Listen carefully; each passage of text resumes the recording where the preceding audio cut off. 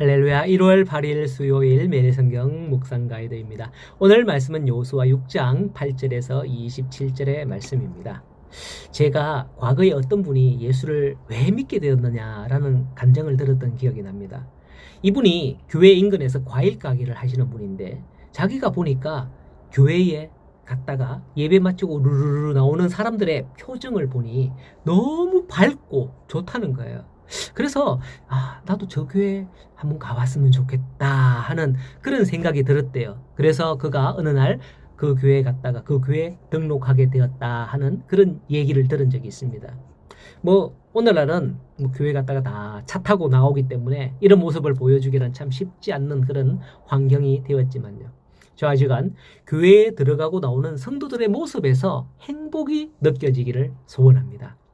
오늘 말씀에서 드디어 여리고성을 점령하기 위한 전쟁이 시작됩니다. 그 전쟁의 작전은 어제 여호와의 군대 대장이 직접 내린 지시로 하는 것이었습니다.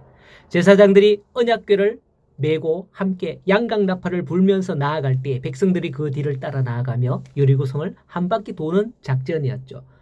줄지어 도는 그 장면을 백성들도 여리고성 주민들도 다 본 거죠. 왜 저렇게 돌지? 유심히 봤을 거란 말이죠. 여러분이 그렇게 돌면 무슨 생각이나 무슨 말을 할까요? 저번 달에 성탄절이 지났습니다만은 과거에는 성탄절이 되면 새벽송을 돕니다. 돈다는 걸 생각하니까 새벽송이 생각이 나서 이야기인데요. 도시는 그나마 차량으로 이동하겠지만은 제가 자란 곳은 시골인지라 걸어서 한 집 한 집 방문하기 위해서 찾아갑니다. 찬바람이 부는 그 추위에 우리 그때 중고등부 때 어린 학생들이 뭘 알겠습니까? 이야기하면서 웃고 떠들고 그렇게 다녔죠. 온 동네 개가 다 짖어요.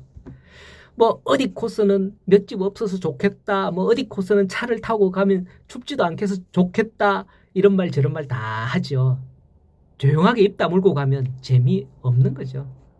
그런데 오늘 이스라엘 백성들은 여리고성을 돌면서 무슨 생각을 가지게 되는 걸까요? 또 어떤 말을 하게 될까요? 만약 그들이 여리고성을 본다면 그 성이 얼마나 튼튼한지 깜짝 놀랄 수 있고요. 어쩌면 불평이 터져나올 수 있을 거예요. 하지만 10절에 여호수아가 백성에 명령하여 이르되 너희는 외치지 말며 너희는 음성을 들리게 하지 말며 너희 입에서 아무 말도 내지 말라. 그리하다가 내가 너희에게 명령하여 외치라 하는 날에 외칠지니라 라고 합니다.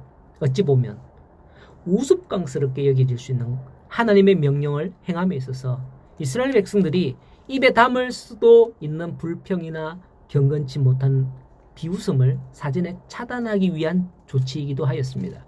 즉 하나님의 명령 앞에서 자기 의견이나 생각을 말하지 말라는 것이죠. 그런데 오늘날 어떤 교회는 교회가 선교에 전념하면 교회 안에서 구제할 사람이 많은데 무슨 선교냐 하면서 불평하는 사람들이 있는가 하면 또 갈라디아 6장 10절에 그러므로 우리는 기회 있는 대로 모든 이에게 착한 일을 하되 더욱 믿음의 가정들에게 할지니라 라는 말씀에 근거해서 믿는 가정을 대상으로 구제하면 교회가 너무 세상에 관심이 없다, 편협적이지 않느냐, 세상에도 좀 이렇게 해야지 불평하는 사람들이 있습니다. 하나님의 말씀을 근거로 선교, 구제, 교육, 봉사의 일을 하다 보면 그 중에 자기 생각에는 이렇다며 자기 생각을 내고 불평, 불만을 하는 자들이 간혹 있어서 제대로 할 수가 없는 경우가 종종 있어요. 하지만 그게 성경의 진리에 반하지 않는 이상은 순리대로 나아가는 게 은혜로운 교회가 될 줄로 믿습니다. 이스라엘 백성들은 비록 합리적인 전략이라 할지라도 비합리적이죠. 이거는 비합리적인 전략이라 할지라도 그렇게 명령하는 명령대로 묵묵히 시행하는 것을 본문에서 볼 수가 있습니다. 그런데 하루를 돌고 이틀을 돌고 사흘을 돌아도 무너질 징조는 없어요. 만약 하루 돌 때에 여리고 성벽에 금이 쭉쭉쭉 가거나 아니면 진동이 두둑두둑 진동이 느껴졌다면 이스라엘 백성들은 확신을 가지고 더 힘나게 힘을 내어서 돌았을 거예요. 하지만 마지막 7일째가 되어도 여리고성은 여전히 튼튼하게 버티고 있고 아무 징조가 없었다는 사실을 우리는 깨달아야 됩니다. 우리도 그렇습니다. 어려운 일을 두고 기도를 하면 조금씩 징조가 보이고 실마리가 풀리고 하면 더욱 담대하게 기도하고 하나님을 강하게 의지할 거예요. 그러나 사실 기도 중에 아무 일도 안 일어나죠. 그래서 생각합니다. 내가 이거 기도 계속 해야 돼? 언제까지 기도하지? 이러다가 포기하는 경우가 많습니다. 그래서 저는 어릴 때 교회 선생님들과 어른들께 배웠습니다. 기도할 때는 작정하고 기도하라고 해요. 하루 금식 기도, 작정, 이렇게. 매일 한 끼 일주일 동안 금식 기도. 다니엘처럼 21일간 새벽 기도. 또는 예수님처럼 40일간 새벽 기도. 무슨 일이 있을 때 이렇게 기한이나 목표를 정하고 작정하고 기도하면 끝이 보입니다. 물론 기도 중간에 아무 징조도 없어요. 그게 목표를 향하여 나아가는 듯하고 그 기도를 통해 하나님이 내게 이런 마음을 주시는구나. 기도할 때 읽었던 이런 말씀의 구절들이 이게 응답이 아닌가. 이렇게 감동이 되기도 하는 거죠. 그게 응답인 거예요.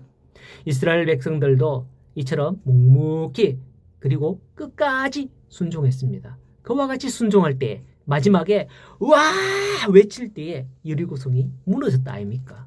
성도 여러분, 우리는 하나님의 뜻을 이해할 수 없다 그렇게 여길 때가 많죠. 하지만 여러분들도 한번 작정 기도해 보시기 바랍니다. 주여 외칠 때에 여러분 앞에 있는 장벽이 팍 무너지는 그런 역사가 일어나기를 예수님의 이름으로 축복합니다.